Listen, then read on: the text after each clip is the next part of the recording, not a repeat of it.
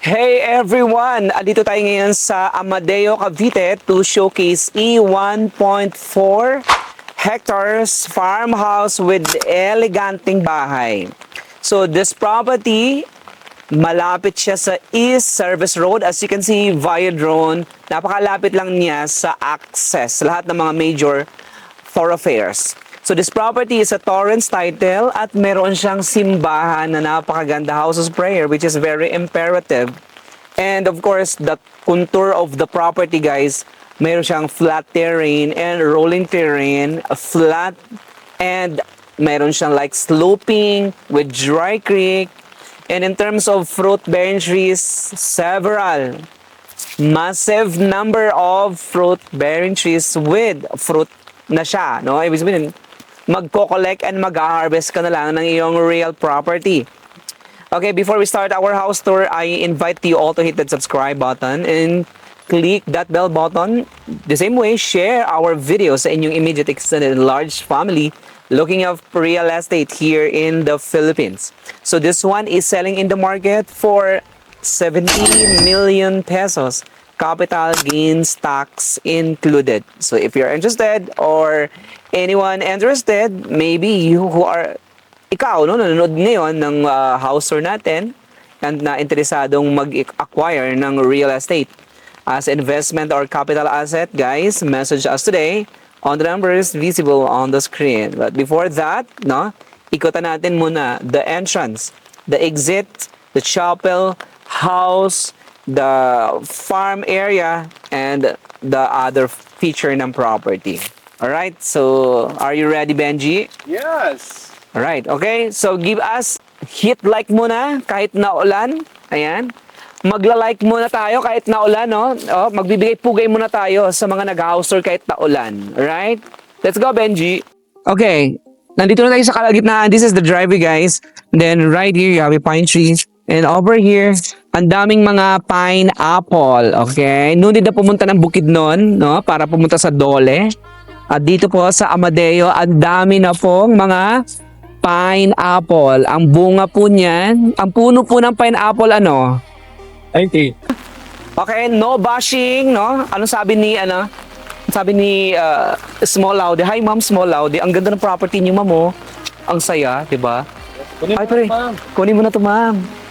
Kung may kakilala kayo, kilala niyo si Ma'am Small Laude. Ayan, guys, itag niyo po ito kay Small Laude. Bibilin niyo na ito, guys, at magkakaroon kami ng collaboration. Alright? O, diba? Ang saya. I-house tour natin yung kanyang bahay. Anyway, so ito yung farm area, and then ito yung pinaka-paborito ko sa lahat, the House of Prayer. Imagine a property na mayroon kang House of Prayer, allotted, no? Binigyan talaga nila ng space si Lord, no? Hindi lang sa heart, mind, and soul, but of course, isinama nila si Jesus.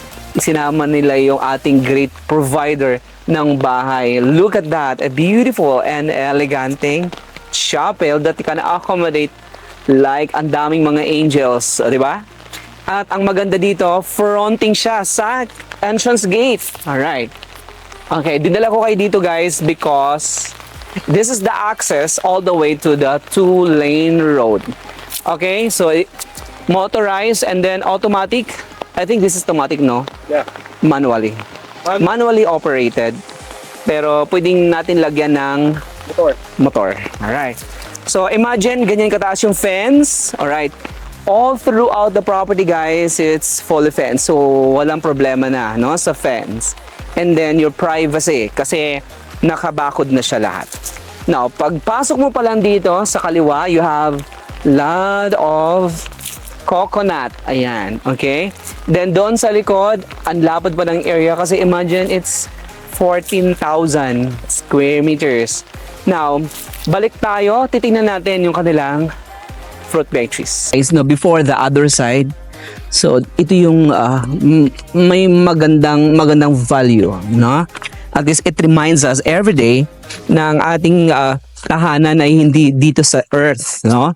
Kundi we have a beautiful place, our eternal place in heaven. So right now, habang nabubuhay tayo, guys, so we have a house of prayer, alright, dedicated, no, yung kanilang buhay, no, para sa kay Lord. Imagine, Diba? Konti lang yung may mga property na mayroon silang allotted house of prayer. But this one, mayroon siya. Kaya it's a big check. Now, right here, no, it's close. I think it's close.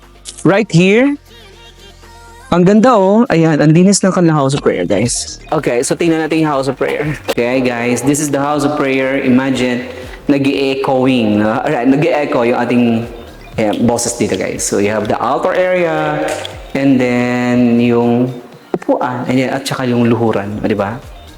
But ang linis. Plus, meron siya ditong, I think you have the aircon here. May air cooler. Right, alright. So, ganito, no? Kaganda. Imagine. You have a place na not just a property na mayroong other feature, but this one, meron kang chapel, guys, is a big factor. Now, tingnan natin the other feature. Okay. Now, the other side is, ito yung kanilang dragon fruit area. Right? Meron kang talisay tree. The dragon fruit, imagine, ang ganda ng landscape, no? It's a well-maintained property. So, madalang lang tayo nakakakita, again, ng property na mayroong sense of ownership, no? Lalo na yung kanilang caretaker. So, imagine, no? Itinuturing nila na kanila yung property, although sila ay subordinated or sila ay like adopted, no? Yung kanilang tenant or yung caretaker. Now, right here, meron kang rambutan. And then the motor pump area. And then doon sa baba, you have a room. Na yan. Yung kanilang room right there. A guest room. Yan. Staff room. Yan. Convertible, no? Multi-functional area kasi pwede rin siya family room or entertainment room. Doon sa side na yon. So, you have a kitchen right there. Pwede kayo doon maglitsyon. Ayan, imagine doon sa side na yon. Okay, bago ka makakarating doon, guys, ayan, sasalubungin ka, no? Hahampasin ka ng lansones. Ayan, okay po. Okay, so dito sa side na to naman, no? Ngayon, hindi po kayo mahangin. So, sometimes, pinapalo ka dito ng mga mangga. Ayan, grabe, namamalo ang mga manggas. Dahil nga, kasababa, oh, di ba? Hindi siya sobrang tangkad. Madali siyang akyatin. Kaya minsan yan, pag humahampas yung hangin, talagang papaluin ka ng mangga. Okay, let's go. Anyway, no, shout out kay Mr. Charles. Alright. So Mr. Charles, ano sa yung client natin, no, from Las Vegas. Ang ganda doon sa Las Vegas, no? Marami bang bigas doon? Wala nang bigas sa Las Vegas. Las Vegas. Alright. Alright, marami lang tayong tawa, ha. Bawal po ang nakasimangot, lalo na sa ating napakagandang house. Alright. Now, titingnan natin yung kanilang main house. Pero mamaya na yung main house. Imagine, ayan yung main house, oh. Look, oh. Ayan, pero later na yan, guys, no? Para tapusin yung video natin. Okay, dito muna tayo sa other side. Okay. Nakikita mo yung mga abiotic elements? Living things and the non-living things, the biotic elements. Ayan, seems like this. So, meron kang chicken. Anything you see is stays. So, lahat ng gumagapang, lumalakad, stays. Alright? So, it's a fully furnished, right? Tama, ma'am? Yeah, it's a fully furnished property, guys. So, anything you see, is stays. Alright. Pero para sa akin, maganda ito maglaro ng golf. Ha? Pwede, di ba? Pwede. Okay. Din dito, oh. Ayan. Ito yung pinakamagandang place, guys. Imagine. Ayan. You know, di ba mataas ang land, no? Tapos pagbaba mo, malinis. Tapos dito may mga calamansi tree. Ito yung sinasabi natin na pinapalo ka ng mangga. Kasi, ayan, oh, imagine mo, di ba? Nakapakapunggok. O, ayan. Puti na lang. Ayan. Then, on this side, marami ka mga pineapple. Alright. So, panalong-panalo yung property because, no, well-maintained at ang dami ng fruit-bearing trees. The same time, highlands po ito, di ba? Highlands already. So, it's a flood-free area. Kaya, napakaganda ng highest and the best use of the real estate. Now, on this side, ito yung maraming mangga, guys. Pero may kulang lang dito. Alam mo yung kulang dito? Swimming pool. The swimming pool. Pero guys, no, kung gusto niyo po magpagawa ng swimming pool, so we have a construction right now. So swimming pool like mga 1.5 million, you have a swimming pool na. Just message us kung magpapagawa kayo ng swimming pool, lalo na kung magpapagawa kayo ng bahay, ng magandang bahay. So our rate right now nasa 35,000 to 55,000 pesos per meter square. So if you are interested or kung meron kayong mga bare land na gusto niyo pong magpagawa ng property or yung inyong dream house or any structure, either building or commercial building or a residential property, residential dwelling area, message us. Okay, now dito sa side na to naman, ayan. Anong tawag sa manok na mataba? Kabir. Kaber. Ayan, akala niyo pati chicken, ha? Kaber siya, guys. Ayan. Alright. Pero dito, dinala ko kayo dito dahil marami dito mga puno. Okay? Ganito siya. O, imagine. So, makikita nyo din, no? Nakikita nyo, ayan, nakabakod na yung buong property. Ayan, imagine, no? The whole 1.4 hectares, nakabakod na yan siya. So, possession na lang ang kulang. I-assume na lang, no? Lilipatan nyo na lang to, guys. And then, lahat ng mga manok included, no? Stays in the property. Then, right here. Okay lang.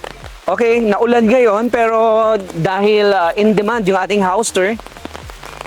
Wow. Ayan. Sometimes talaga sa dami ng mga bunga, yan, oh, yung hindi na kinukuha ng mga owner, or I think sa dami ng bunga, hindi na nila kaya i-consume. Sometimes, ayan, ordinary, no? It's an ordinary real property. Pag nagpo-fell down na siya. Yeah, nalaglag na siya.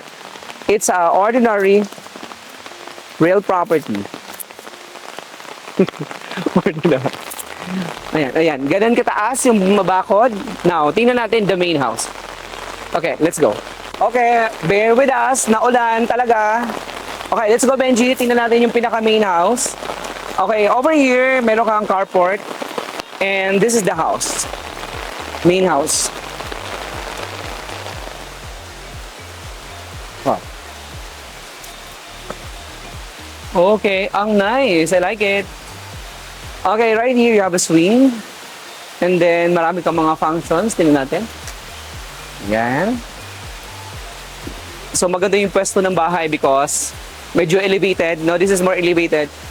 Okay. Than the rest. And for me, no, magandang maglagay ng swimming pool. I think dito sa gitna ng property, guys. And then this is the room. Okay, imagine ganito kalaki yung kanilang panel. It's a tempered glass, no? Tempered. Yeah, makapal. Pero unfortunately, we cannot go inside. Pero it has a bedroom, it has a bathroom. And then, imagine, ganito kalaking cabin. Ito lang yung pinaka-master's room area. Alright, then right here. So you have the access, no? Papunta doon naman sa caretaker house area. And then, I love the trellis design. Yung drama nito, ang ganda, oh. Diba? Pag ganito sa side na to, guys, ang ganda. And then, from here, so makikita mo na yung simbahan, and then the caretaker's house doon sa dulo. No, medyo maulan, guys, pero as you can see via drone, mai-in-love nyo, no? Nakaka-in-love itong napakaganda property. Before we end our house tour, so if you are interested in seeing this in a person or interested in seeing this in person, contact us on the details below to schedule a private viewing. Don't forget to like this video, subscribe, and hit that bell icon for more premium property tours. See you in the next one. My name is Ray, and I hope to see you in our next video, guys. Daghang salamat. Gracias, amigo all over the globe. God bless everybody.